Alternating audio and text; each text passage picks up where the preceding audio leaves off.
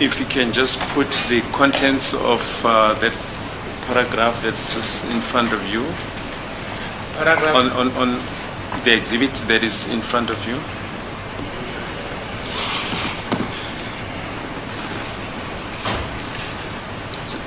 Just give me the exhibit. Yes.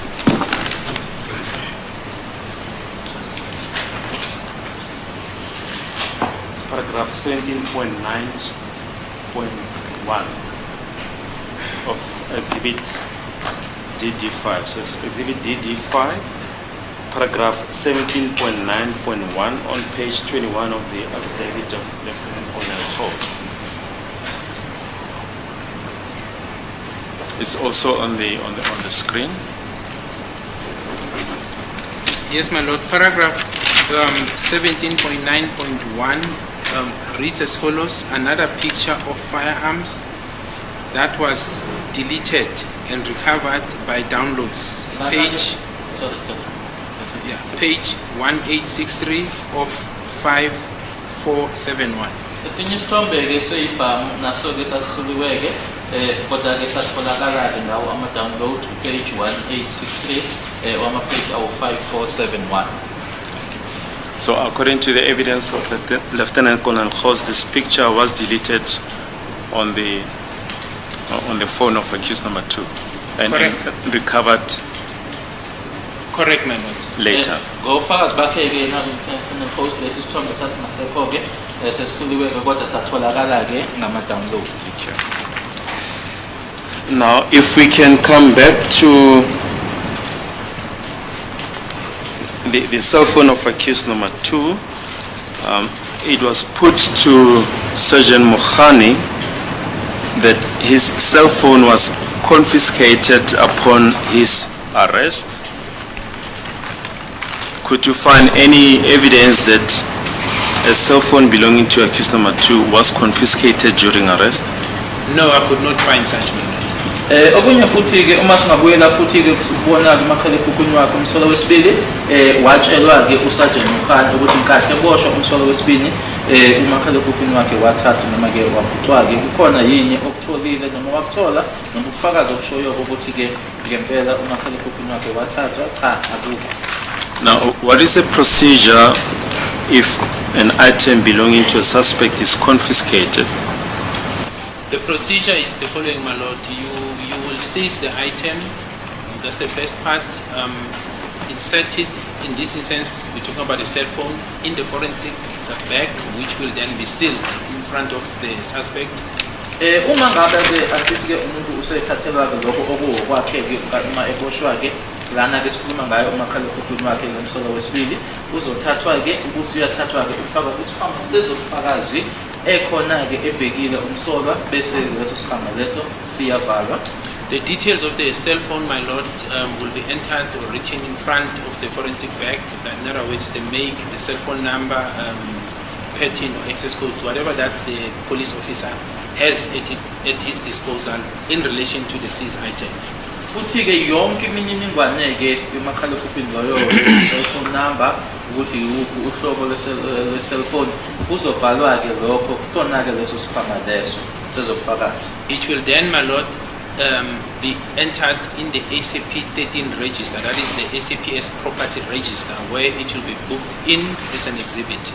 Bese kuzothathwa-ke kubhalwe-ke kule ncwadi-ke esesiphoyiseni-ke ebizwa ngokuthi-ke i-ACP 13.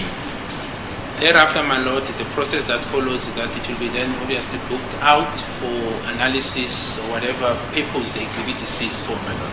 Emuva kwalokho-ke uma kuzofanele mhlawumbe sikhishelwa-ke ubufakazi ukuthi mhlawumbe khona-ke ziyokwenziwa ziyocwaningwa bese kuyakhishwa-ke kuleyo ncwadi leyo. There will also be an OB entry, occurrence book entry entered, written that this item, this cell phone was seized. The details of the forensic bag number, ACP 13 number will be written on the occurrence book, as well as the case number, my lord. Unencwadi-ke egqameke noma-ke incwadi ebizwa ngokuthi-ke i-occurrence book la ekuzobhalwa khona-ke imininingwane-ke ukuthi-ke umakhalekhukhwini uya kuphi-ke loyo. Yes. If, my lord, the cell phone was seized not as an exhibit, if it's not forming part of the case, then it will be entered on the ACP-22, that is the prisoner's property register. Yes. Uma kuwukuthi ke inhloso noma ke uma umakhalekhukhwini loyo uthathelanga ngenhloso ke yokuthi kuzoba ke izibithi noma ke kukhona ke okufunwayo kuwona umakhalekhukhwini uzofaka kuloko kubizwa ngokuthi ke i-SAP-22 okubizwa ukuthi ke yiloko kweyibosho noma ke ama-property ama-prisoner ama-eyibosho. A receipt for this property will be given to the suspect, my lord, because it is property. So as and when it's needed, then it will be released to the suspect, my lord. Unephepha ke noma ke ireceipt ke azoyithola ke yena ke umsolo noma lo omnikazi ke ukuthi ngaso sonke ke isikhathi ekufuna noma ke ekudinga lokho akwazi ukuthi akuthole. Now, when I followed this information, my lord, on the day in which the accused was arrested on the 16th of June and detained in Pretoria, my lord, there were no such properties. And in other words, there were no such entries. In the OB, ACP-13, the ACP-22 struggled to find it, but in the OB, which is the occurrence book where all activities are recorded, there was no such entry. But in the ACP-13 as well, it was not booked there as an exhibit, my lord. Manje ke uma eboshwa ke ngazo i-16 kaJuni ke umsolo wesibili ke wasefuthi ke esegcina khona ke la ePretoria. Uma ngiya khona ke lapho kuyincwadi ke i-occurrence book kanye futhi naye ke SAP-13 yona ke SAP-22 angiyitholanga ke kodwa ke kulezi imbili ke akukho engakuthola mayelana nakho kona lokho. And in any event, my lord, the way, because later we were able to find the cell phone with Sergeant, I think 100% Hlophe, the DPCI team that works with downloadings. If that phone was seized on the 16th of June, it would have had to be booked on the ACP-13 register. So that is how it was supposed to be processed, and there was no such entry on the ACP-13. Khona ke umakhalekhukhwini owatholakala ke naye ke uwarrant officer Hlophe we-DPCI uma kuwukuthi ke lo umakhalekhukhwini lowo uthathwe ngalelo langa lokuboshwa kwakhe ke bakuzobhala ke kuyona ke SAP-13 kodwa ke kwakungekho lokho. Yes, that's it.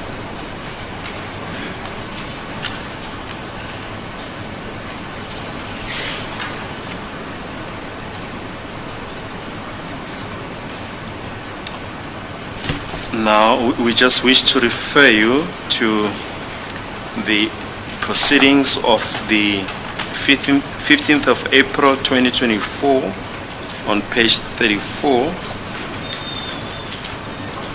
from line 18 during cross-examination by Mr. Ramusepeli. If we can just put that on record.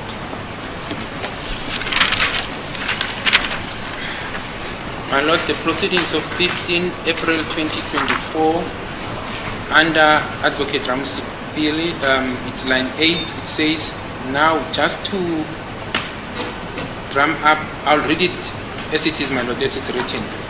Now just to drum up on this point in support of accused 2's allegation that he will come and tell the court that I was never found in possession of a cell phone during the trial within a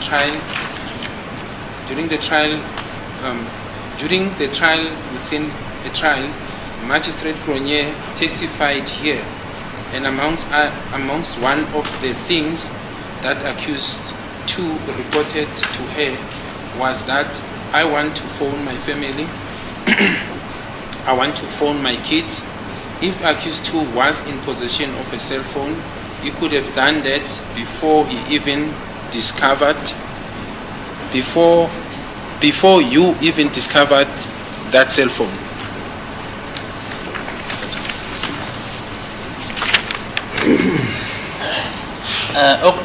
Ukwange noma ukufakazi lokho bange 15th of April 2024 ku page 20. Is that page 24? This is 34. Is it the same page?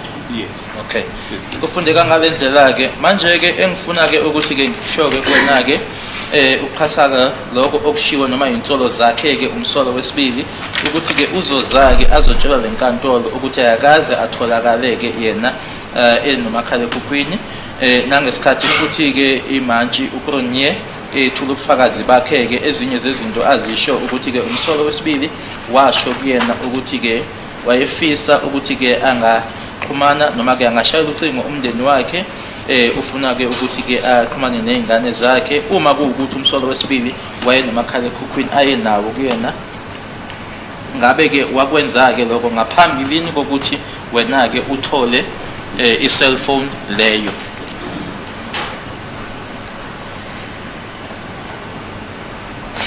Thank you. Now, in the trial within a trial, you testified about what happened after the accused made a statement before Lieutenant Colonel Rapadu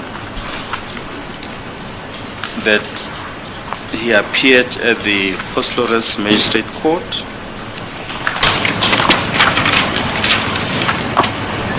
Yes, my lord, that he was taken to First Lawrence Magistrate Court on the 19th of June. Yes. 2020. Yebo kuqiniswa ukuthi nge-19 zika June 2020 umsolo wesibili ke wayobingelela ke imanje eFirst Lawrence. But the matter was not enrolled. That's what I said, my lord. Kodwa ke ngishilo ukuthi ke icala lelo ke lalingekho ke noma lingekho kuyincwadi zenkantolo ke ngalelo langa lelo. And that he was subsequently that he traveled to Tlhabane. That is correct, my lord. Nokuthi ke kwafanele aye eTlhabane kuyiqiniso lokho. That he to search his room and that ammunition was found and he was charged for that. Yes, but I was not inside when the search was conducted, my lord. I said I was outside.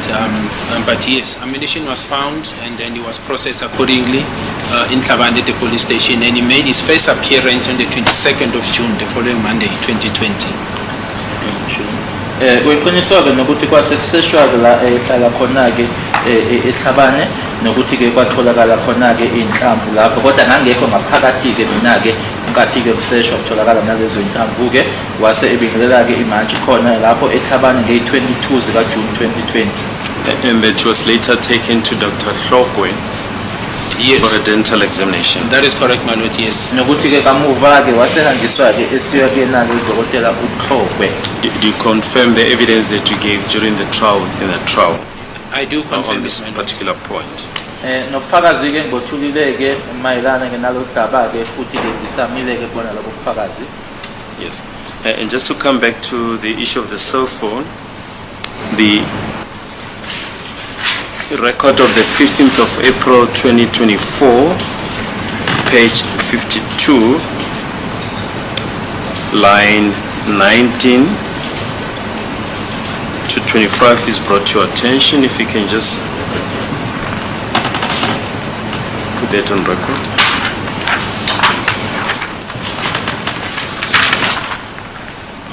My lord, the proceedings of 15 April 2024, page 52, under Mr. Baloyi, it reads as follows. Yeah, just before that, if I may interrupt you, sorry. There's also page 25 of the record of the 15th of April 2024 from line 11 up to line 18, where Mr. Ramosepili cross-examines Surgeon Mokhani, and maybe if we can start with it. Yes, my lord. So the proceedings of the same date of 15 April 2024, page 25 and line 11. Advocate Ramosepili. Now, with respect to the version of accused 2, is that when he was arrested by you and Sergeant Mabena on 16 June in phase 2 Rustenburg, both of you seized a Samsung cell phone J5 and another white phone that belonged to his sister. What do you want to comment? What do you want to comment on that? Yeah, I've seen it, my lord. If I may, then it says intervenes, my lord. Ubufakazi bange 15 zika June 2024 kuyena ke page 25 kufuneka ngalendlela ke mayelana ke naloku okukhulunywa noma okushiwo uyena ke umsola wesibili ke ukuthi unkathi ke nimbopha wena ke kanye naye uSergeant Mabhena nge-16 zika June phase 2 eRustenburg namabili ke nathatha kuyena ke na umakhalekhukhwini oyi-Samsung i-J5 kanye futhi nomunye ke owawumhlophe okwakuwo kadadewabo yini ke ongayisho noma ke ungathini ke mayelana naloko yebo ngikubonile noma ngakubona ke lokho base khona ke kuphazamisa okuthize. Thank you. Yeah, it's not necessary to put on record the next page. Now, Brigadier Gininda, reference was made to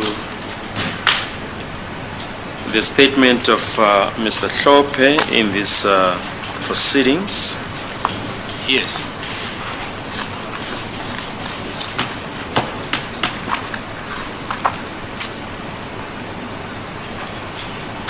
Which was not properly commissioned. Was it the only statement that Mr. Hlophe made in these proceedings? No, it's not, my lord. I think that will be a fourth statement. My recollection in the docket, there are 3 other statements. I was only present when one was taken, and it was not even taken by me, but it was taken by my colleague, but I was present. And at that stage, my lord, I had no knowledge of what the docket contained. But subsequent to me now being appointed as the lead investigating officer, then I realized that there were other statements in the docket. I think there's about 3, and then this particular one was the 4th one, my lord. Indictment ezenziwa ke uyena ke uHlophe ke khulunywe nestatement esikaHlophe ke kulecala kwangasona ke leso kuphela ke banguthi ke uma iphelele ke ziwu4 leso ke uma sithathwa ke ngangikhona ke kodwa kwamina ke owayesithatha kodwa ke uza kwethu kodwa uma ngabe icala ke selinikezelwa kumina ukuthi kube yimina ke manje oholayo ke ithimba liphenyayo kulecala ila ngabona khona ke kwidokodo ukuthi kunezinye ke ezinthathu indictment khona. If not 4, my lord, maximum will be 3. But I know that there are definitely other statements other than the one that was taken in my presence. Uma ukuthi ke azikho u4 ke zingaba ntathu ke kodwa ngiyazi ukuthi sikhona ke ezathathwa ngikhosi. Now, this statement that was taken in your presence, when was it taken? When was it taken down? Yeah, my lord, there is a date. I think it will be before I was appointed as the lead investigating officer in the matter, my lord. 2016, 17, around there. Lesi esathathwa ke ngikhona ke mina kwangaphambi ukuthi ke beyimina ke oholayo ke ithimba eliphenya lecala phakathi ke kwa 2016 no 2017. I'll just check the exact date, my lord, while we're proceeding. Sisaqhubeka ke ngizoyibheka ke i-date ukuthi yini.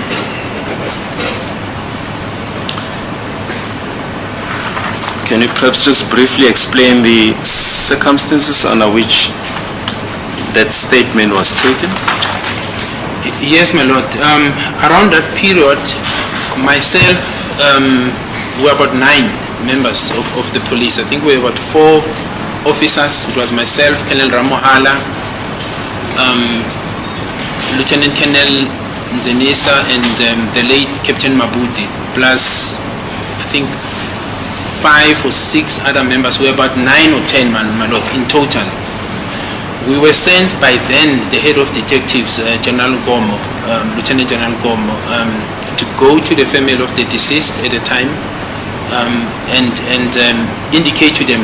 It seems, my lord, there was a planned visit that was supposed to be made by the head of detectives with then the National Commissioner, General Patlane, acting general, who was the NATCOM, to go and update the family with the progress or the status of the case at that time, my lord. Okwenzeka ke lana cabanga ukuthi ke sasamaphoyisa ke ayo9 noma ayo10 ke wabalile ke amagama ke ubrigadier kodwa ke sasiyithimba ke esathunywa ke noma ke sacelwa ke owayehola ke abaseshi noma ke abaphenyi ngalelo cala ngaleso sikhathi uLieutenant General Nkomo futhi ke kanye naye ke owayengumcommissioner wamaphoyisa uGeneral Patlane kwakuwukuthi ke sihambe ke siyobona umndeni wakhe umufi futhi ke siyobatshela ke ukuthi ke kwenzekani ngecala. but also to assist with whatever assistance we can give, my lord. But what is prudent is that I was not appointed as the lead investigating officer at that time. It was prior to the appointment by General Stone. Futhi ke nokuthi ke silekeleleke noma kungani ke esasingakwazi ke ukuthi silekelele ngayo, kodwa ke okusemqoka ke futhi ukuthi ke ngaleso sikhathi leso ke ngangingeka kokwake ukuthi kube yimina ke ohola ithimba eliphenyayo kwake ngaphambi kokuthi ke ngiqokwe uyena uGeneral Sithole.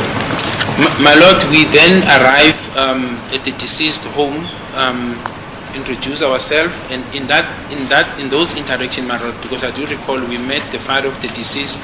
He was still alive at the time, and the mother, the parents, and the siblings. Okwenzeka ke sasifika ke lapho sahlangana nawo ke umndeni wakhe umufike abazali ubaba wayesaphila ngaleso sikhathi nomama kanye futhi ke nengane zakubo. We communicated the directive we got, my lord, but in that interaction as we were communicating that, it was then brought to our attention that the family does not understand why it is difficult or taking so long for the matter to be resolved, because there seems to be information that was given by Mr. Tumelo Madlala to the brother-in-law. This is now Mr. Hlophe, that the deceased in this matter was shot by mistake. That's the essence of it. I'm trying to sum up it. Ngizama ke ukuthi ke ngikufinyezo ke lokho ukuthi ke noma ngenza isifinyezo ke ukuthi ke sisakhulumisana ke nawo ke umndeni khona lapho base bethi bona ke abayizwisise ke le ndaba yokuthi ke kungani ke kuthatha isikhathi ukuthi ke icala leli ke liphothuke ngoba ke kwakunalo lwazi ke noma le information eyayikhona ke uMr Madlala ayenayo noma ayindlulisela ke kuyena ke usibali wakhe umufi uHlophe. Yes, that even if it's here, it's already been put on record, yes. All right. So now, as I said, my lord, I had no knowledge, in other words, I was not privy to the docket, so I did not know what was already filed in the docket. But when that was brought to us, for me, it was the crucial information that needed to be followed. So we then asked to be introduced to Mr. Hlophe, which was duly done, and that's how we met him, my lord. Nanje mangisho ukuthi kwangasimina ke owayehola ke noma ke ngangakaqokwa ukuthi kube umholi ke kwithimba eliphenyayo ngathola ke ukuthi ngangazi ukuthi yini esedokotweni ngase ngithi ke information esemqoka ke noma ebalulekile ke le asacela ke ukuthi asihlanganiswe naye ke uMr Hlophe iyona ke indlela esahlanganiswa ngaye naye. My lord, upon meeting him, the statement was taken by my colleague, the late Captain Mabuti. He took the statement from Mr. Hlophe, summarizing what I've said, my lord, in essence. Mabuti, Captain Mabuti. Istatement esathathwa ke kuyena ke Mr. Hlophe sithathwa ke ongasekho ke uza kwethu uCaptain Mabuti. In the presence of all, the whole team, my lord. So it was the team that moved from the deceased home to meet Mr. Hlophe. Ithimba lonke leli engibengikubalileke elalikhona ke sase sisuka ke manje la kumndeni ke wakhe umufi saya kuyena uMr Hlophe. This was also, my lord, reported to the DIFCOM then at the time to say this is what we've got, and then we asked to follow that up, which was then refuted. There was some resistance at the beginning from Mr. Madlala, I recall, when we tried to interview him, because at that stage, Brigadier Mudise, who is also late, was the IO, so he was not aware who we are, he didn't want to cooperate with us, but basically the essence was to confirm what is being said by Mr. Hlophe, which was refuted, but there was, as I said, there was some mistrust from Mr. Madlala at the time. Ngaleso sikhathi leso ke kwakhona ke ungathembiki kwakukhona ke kuyena ke uMr Madlala futhi ke ekuphika ke lokho ke umasiya ke na ke lenkulumo le eyayishiwo uyena ke uHlophe nokuthi futhi ngaleso sikhathi ke kwakuse umudise ke kwakuyena owaye ephenya ke icala leli. My lord, that this is very crucial. What did Mr. Madlala, what was his reaction to these allegations? He denied it, my lord. He said he never said it. But like I said, he referred us to the IO to say, I don't know who you are. I know Mr. Mudise, speak to him. He says he was getting a lot of threats and all manner of things. But it was clear that he was refusing that he ever said that, my lord.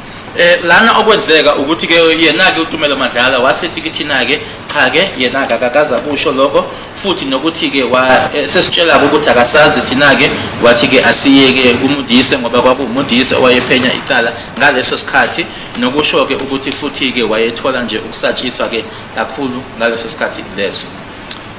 My Lord, that affidavit was then filed in the docket. It was actually indexed by me at a later stage, of course, because we're in KZN.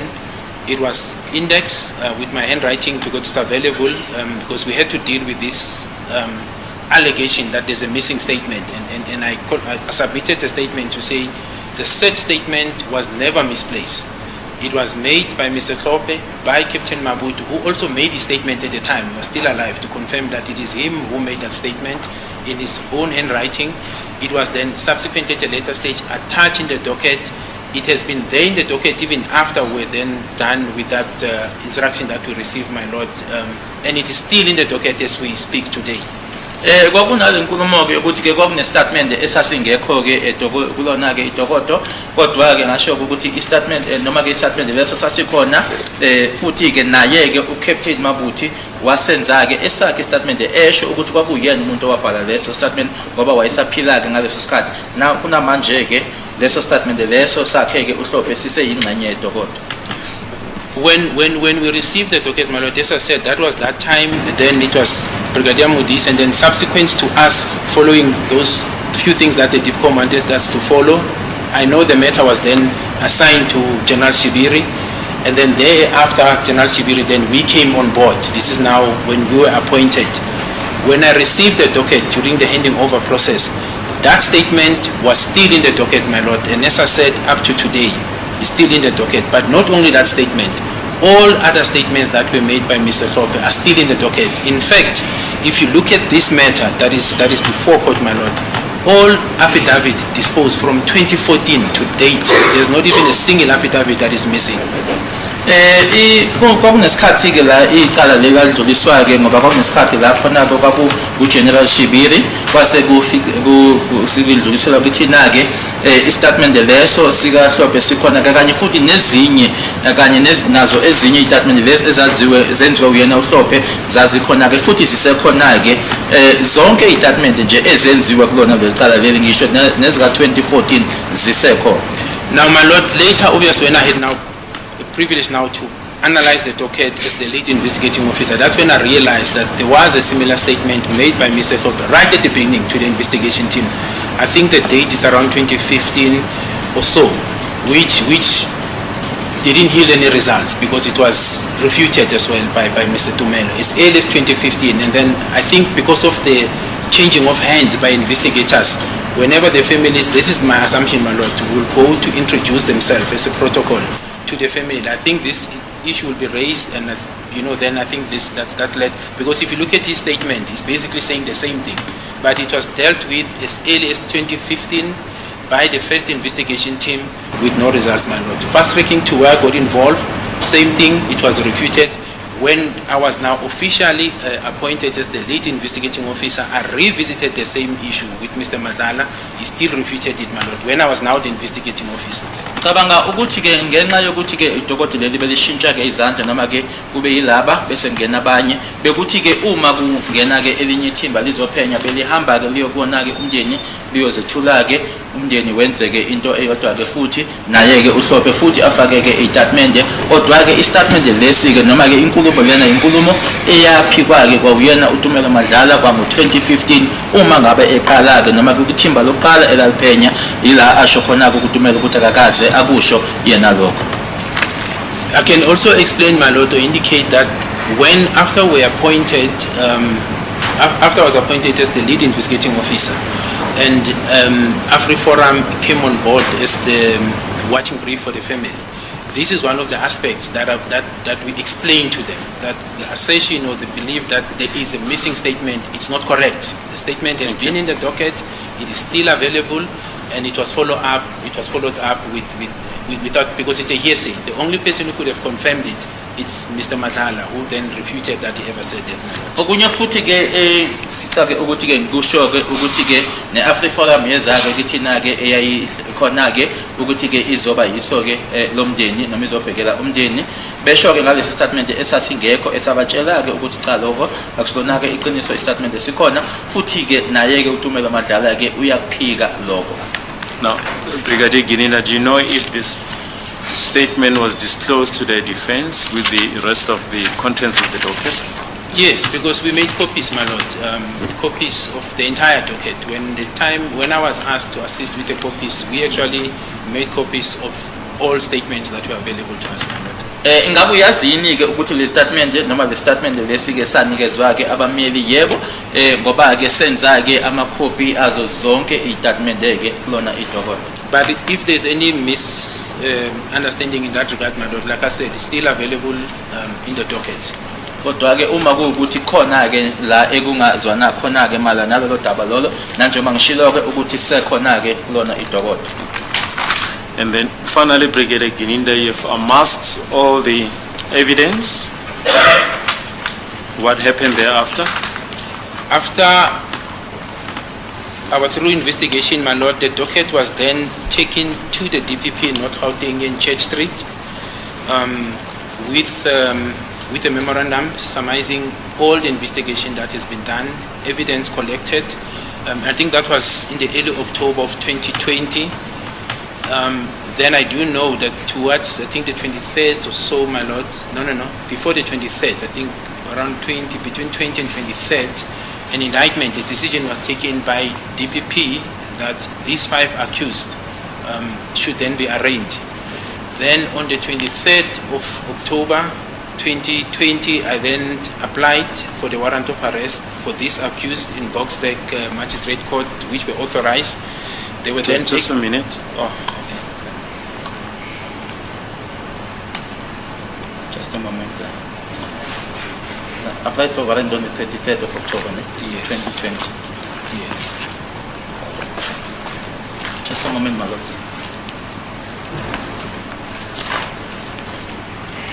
Usuqedileke noma ke usuhlanganisile bonke ke ubufakazi ke Brigadier Gininda kwase kwenzekani ke okwenzeka kwakungo October ka2020 noma ke ngaphambi nje kwe23 kwathathwa ke isinqumo sithathwa yiyona ke iDPP ke ibona ke ababongameleke noma ke ekuyibona ke abaphethe ke ezokushushisa ke basukuthi ke ngazo i23 zika October 2020 ila engenza khona ke isicelo sokuthi ke ngibopheke lokho kubizwa ngokuthi phecelezi ke warrant of arrest ukuthi ngibopheke abasola.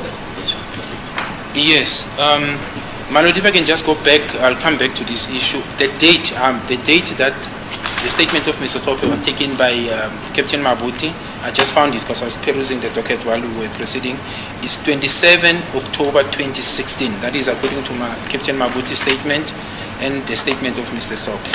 Ngibuyele nje umuva kancane ngaphambi kokuthi ngiqhubekeke lana because bengiphenya ke lana ngase ngibona ke i-date uCaptain Mabuti awathatha ngayo ke istatement sakhe ke uMr. Hlophe kwakuyi 27 ka October 2016. Thereafter, my lord, the court can just bear with me. Thereafter, my lord, on the 26th of October, the warrants were executed. In other words, the processing was then done. 26th of October 2020. Wasekuthi ke ngazo i26 zika October u2020 ila khona manje ke asekhishwa ke manje ama warrants noma ke incwadi lezi ke eyishoyo ukuthi ke ababoshwe. Yes, and the warrants were also executed on the 26th as well of October 2020. Futhi ke kwangazo i26 zika October 2020 uma lezo incwadi ke phecelezi ke ama warrants ekhishwa executed. It's correct ukuthi ngamanye amagama beboshwa ke. Yes. And then the first appearance then by the 5 accused, my lord, at the lower court was on the 27th of October 2020, my lord. Bese ukuthi ke uma bebingelela ke imantshi okokuqala ke noma ke ihlandlo lokuqala ke abasolwa ke kwakungazo i27 zika October. Ngiwona unyaka ka2020. Thank you. And earlier on in your evidence you mentioned the first date on which the docket was taken to the office of the Director of Public Prosecutions. Yes, it's 29 January 2020, my lord. 2020. Ushilo ke ngaphambilini usuku namelanga lokuqala-ke noma idate yokuqala-ke uma ngabe idokotela selithatha-ke manje kusiwa-ke kuma-office abashushisi yebo kwakungeyi-29 zikaJanuwari 2020. But the context, my lord, is that it was the first time it was taken to the DPP in Church Street. Prior to that, the matter was sitting in Johannesburg DPP, so it was there numerous times. But after the directive was taken that it must be dealt with by the North Gauteng DPP, it was then taken on that day, 29 January 2020, for the first time, my lord. Kodwa-ke ngaphambilini kwalokho-ke lalisemahhovisi-ke labo abashushisayo-ke kodwa-ke eGoli noma-ke eJohannesburg. Kodwa-ke uma sekuthathwa-ke manje isinqumo-ke sokuthi-ke cha alethwe khona la eChurch Street, amahhovisi alabo abashushisayo-ke khona la eChurch Street ePitori, lalethwa-ke ngaleli langa lange-29 zikaJanuwari 2020. And between that date, 29 January 2020 and 23 October 2020, what was happening? It was a guided, as I said, there was interaction between the procedural guided investigation, if I can just put it that way, my lord. Manje-ke phakathi kwaleso sikhathi-ke 29 January 2020 ne-23 October 2020 kwakwenzekani-ke engasho-ke noma kwakwenzeka-ke ukuthi-ke ila esasiholwa khona-ke noma-ke uphenyo-ke laluholwa khona-ke ilabo noma ihhovisi lalabo abashushisayo. And I said the advocates that were involved, my lord, was Advocate Baloyi, Advocate Leonard, and Advocate Mahwata. Those were the state advocates who were assisting in the matter. Ama-advocate noma abashushisi-ke ababelekelelaka ngaleso sikhathi u-Advocate Baloyi, u-Advocate Leonard kanye no-Advocate Mahwata. If you say it was prosecution guided investigation, can you just explain?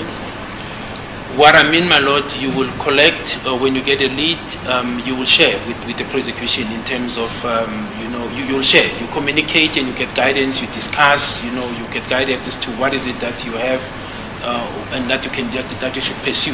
So there was an interaction between the police and the NPA right up to the time when the matter was then ready for court.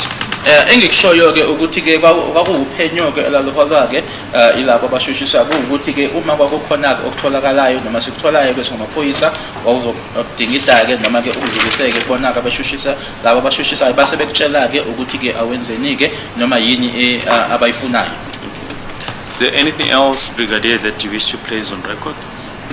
Yes, it's two things, my lord. The first part is with regard to Dr. Mbatana. I've confirmed through my warrant officer Mukwena that he actually sent me the electronic copy of his death certificate. So he passed on the 11th of April 2023. Yeah, April 2023. And he passed on at Helen Joseph Hospital, and the reason cited there is natural. Yes, you don't need to put those details, yes. Ngokukhulumisana naye-ke warrant officer Mukwena ungitshelile-ke futhi-ke ungithumeleke nobufakazi-ke ukuthi kwange-11 zika-April 2023 udokotela uMbatsane uma eshona futhi eshonela kusona-ke isibhedlela iHelen Joseph. The second aspect, my lord, I had an opportunity to peruse the document that I received from the government hospital, and the court was correct. It's Stella Mokhorwane Hospital. Stella Mokhorwane Hospital. Yes. Futhi-ke ngibhekile-ke inkantolo-ke ibishilo-ke leli gama futhi-ke bikhuluma iqiniso-ke ukuthi-ke isibhedlela leso-ke iThera Mokhorwane.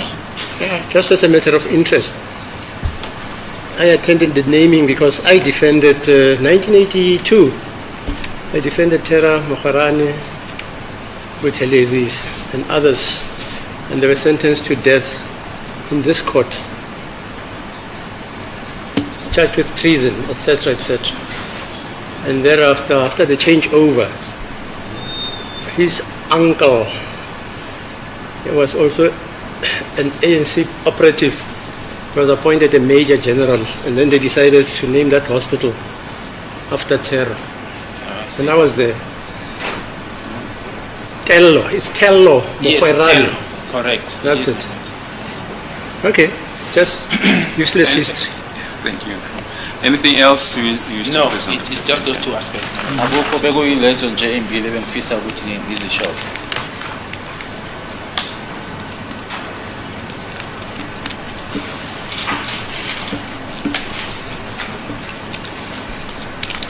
Yeah.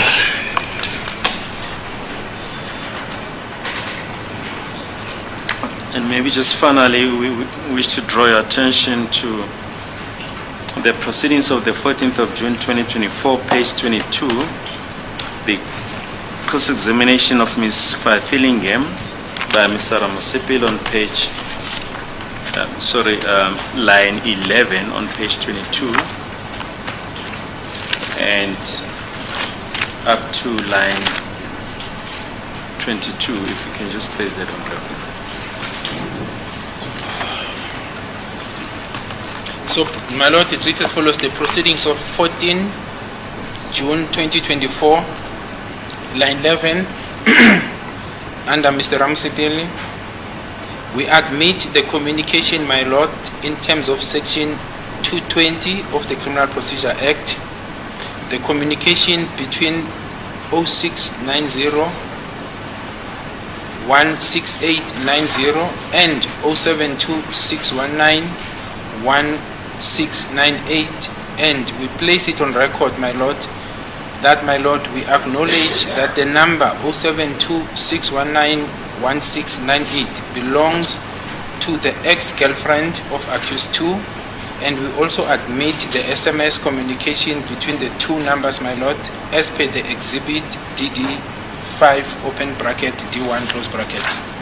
Ngezo i-14 zika June 2024 ngathi ke uyena ke uMspinki Vitalingam ethula ke ubufakazi enkantolo uMr. Ramusipile washo lokhu okulandelayo ke siyavuma ke inkosi enkantolo ukuthi ke ngaphansi kwakhe ke usection 220 wawo ke umthetho ukuthi ke uxhumana phakathi kuka 0609016890 kanye no 0726191698 siyavuma ke noma siyakusho ke lokho la enkantolo futhi sivuma ke ukuthi inamba u0726191698 inamba yakhe ke loyo owayethandana naye ke umsolwa wesibili. Siyavuma ke nokuthi ke ukuxhumana nge-SMS phakathi kwalama namba amabili ke noma siyavuma ukuxhumana kwalama namba amabili ke nanjengoba izibithi ke uDD5 D1 esho.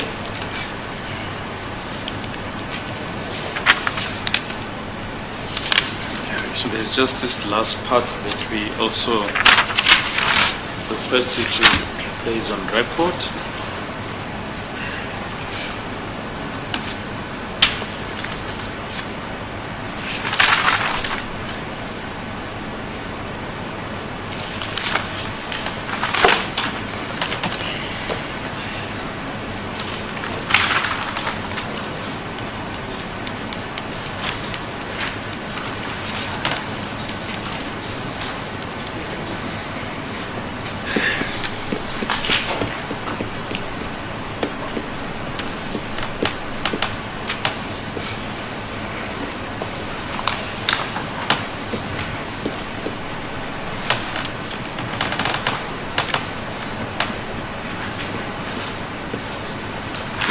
These are the proceedings of the 21st of June 2024, page 11.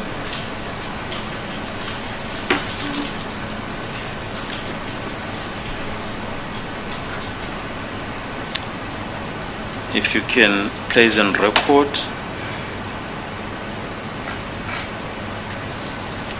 the highlighted portion from line 10. Yes, indeed, my lord. So the proceedings for 21 June 2014 from line 10 is from Ms. Vitalingam. To whom it may concern, I hereby confirm that the firm Mjiako Mphaleni Attorneys Incorporate with practice number F18209 is registered as a firm of attorneys on the roll of Gauteng Provincial Office of the Legal Practice Council. The firm details are recorded as follows: Mjiako Mphaleni Attorneys INC, with the postal address being PO Box 32923 Braamfontein 2017, physical address number 10B Street, Melvin, Johannesburg, 2092. There's a telephone number, my lord, listed there. Yes, sir. Ngifuna nje uqinisekisa ke ukuthi ke ifirm noma ke inkampani ke kwamjiyako umphaleli attorneys futhi ke ene practice number F18209 ibhalisiwe ke njenge firm noma inkampani ke yabameli kuhla ke labameli le Gauteng Provincial Office ye Legal Practice Council nemininingwane ke yaleyo nkampani ibhaliwe ke njengamjiyako umphaleli attorneys kanye futhi ke nekheli eliku-PO Box 32923 eBramfontein 2017 kanye futhi ke i-physical address number 10 8th Street eMelville eJohannesburg 2092. Should I place the telephone number? Should I place it on record? All right. So the number, my lord, the cell phone number reads as follows: 079-039-7605. The number ke ile elandelayo 079-039-7605. Correct.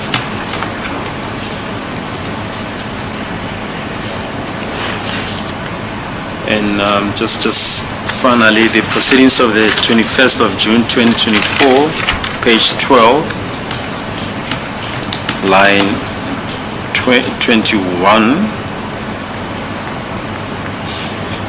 to 25, just there under Dr. Sibanda. So, my lord, the proceedings for the same date, 21 June 2024, line 21 under Dr. Sibanda, Mr. Sibanda rather, is written here, my lord, but I suppose it's a good doctor. And then now let us refer to exhibit DD5 bracket E, the third paragraph, my lord. The please call me. Does the number appearing on exhibit MM correlates with please call me on exhibit DDE, subsection 3, and then the response by Ms. Vettelingham is yes, that is correct. The numbers are there. I don't have the continuation, my lord. I don't have the next page, which is a continuation of this. Sorry.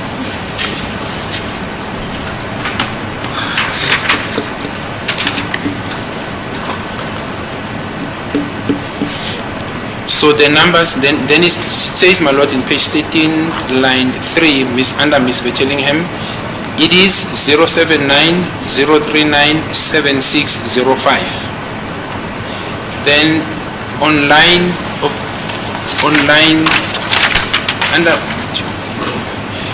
15, my lord, of the same proceedings of the 21 June 2024 under Mr. Sibanda, thank you. And can you count on exhibit DDE how many please call me were sent? Miss Vettelingham, there were 3 please call me.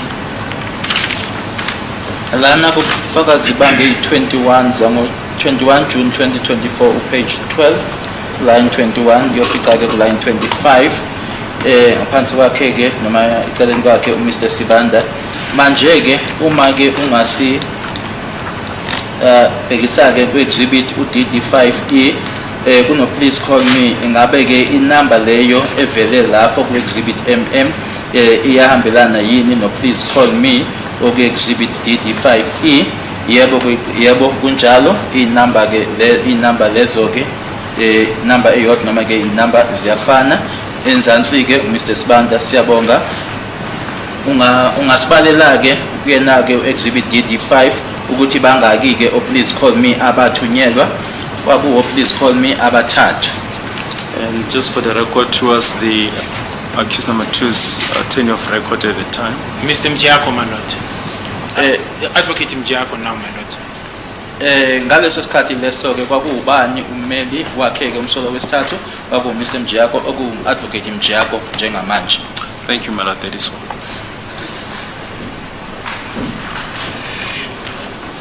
Yes, Mr. Ramsipili, any cross-examination?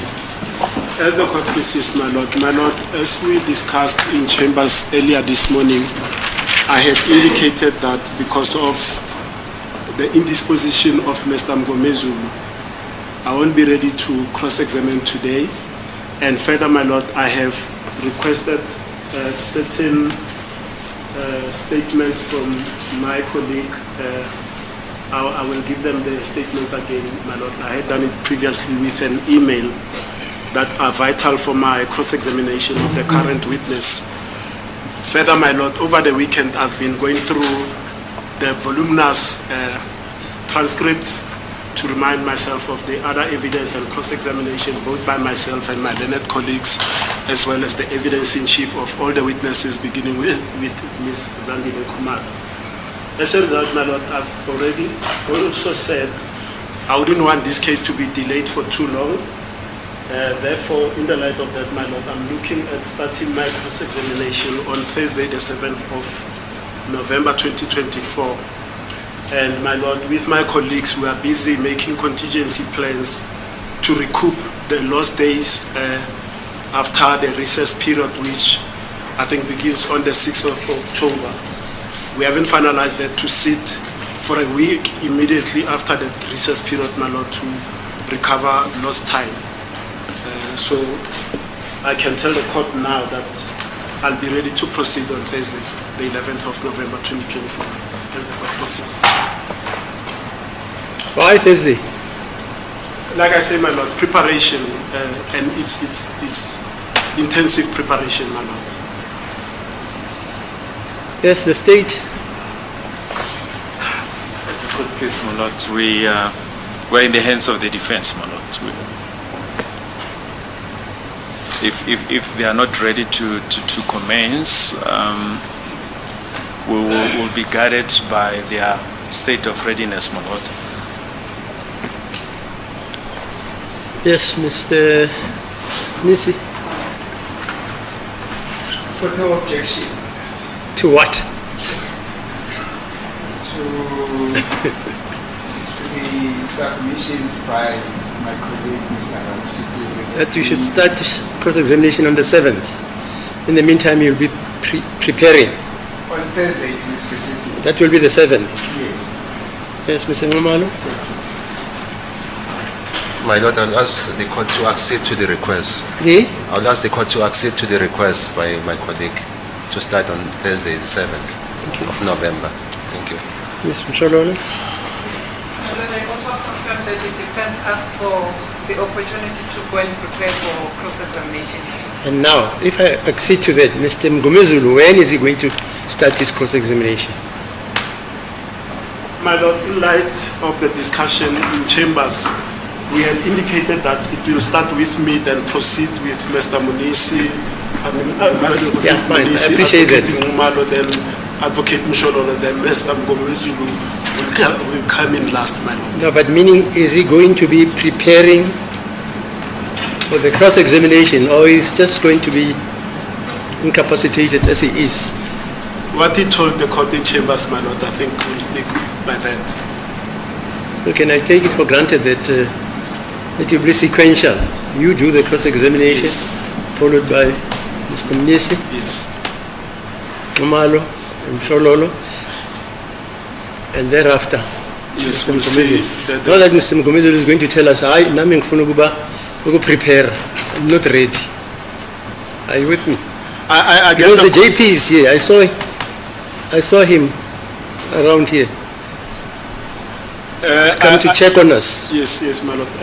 I do get the court's concern, but Mr. Mgomezulu, even in his indisposed state, he says he was watching the live proceedings of the during his period of absence last week. So we assume that he'll also do the same and be, if he's fit and healthy, my lord, to resume cross-examination after the rest of us, my lord. Yeah, no, thanks.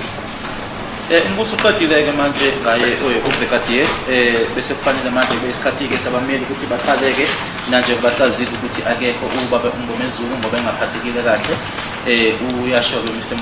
Ramusipili ukuthi cha manje-ke uyacela inkantolo imnikeze noma imphe isikhathi-ke ngenxa yokuthi-ke kunobufakazi-ke obuningi-ke ekusafanele ahlale-ke ayobheka ayilungiselele usezokulungela-ke ukuthi angaqala ukuze ufakazi lona-ke ngemibuzo ngeyi-7 kuyona-ke le nyanga eyi-7 zizobe zingolwesine. Okay, yeah, to be fair, this has been a long trial. There's volumes and volumes of evidence. Mr. Baloi, about how many pages have we traversed from last year, June, of evidence? About? Yes, we started, I think, in July of last Yeah, year. July, yeah. Yes, from that period on. About how many hundreds or thousands of pages? It's quite several volumes, my lord. It's the record is quite voluminous, my lord. About how many pages? Who knows? Mr. Ramsepi, you say you were reading over the weekend. How many pages? My lord, my estimation will be in the early 10,000s. I never. 10,000? Yes. Aye. Yes. Never. It's more than that. More than that. 10,000? That's a conservative estimation. Yeah, okay, I think it's fair to grant the defense an opportunity to recapitulate over the whole evidence in order for them to be in a position to cross-examine gainfully. Okay. So for those reasons, then, on the 7th, we start with Mr. Ramsepi on the cross-examination. Inkantolo ayinankinga-ke nesicelo leso sabameli, so icala-ke lizohlehliswa-ke kuzobe ngoLwesine ngazo iyi-7 kuyona-ke le nyanga unikeza abameli isikhathi sokuthi bayilungiselele. Dr. Sibanda estimates the record to run to about 40,000 Yeah, pages. it sounds like that, unless you're not used to reading. 40,000, about, it must be there. Yeah, okay. Brigadier, are you available? You said until the... Well, I was available until the end of the week. So Thursday I'm available, and then as well as Friday. But Monday, Tuesday, I'm not available, man. So that roster then starts all the way up to 25. But Thursday and Friday, for the purpose of the request, I will be here, man. Okay. All right, fine. Okay. Sorry about that. Hlangana-ke ngoLwesine ngazo iyi-7. Okay, Thursday.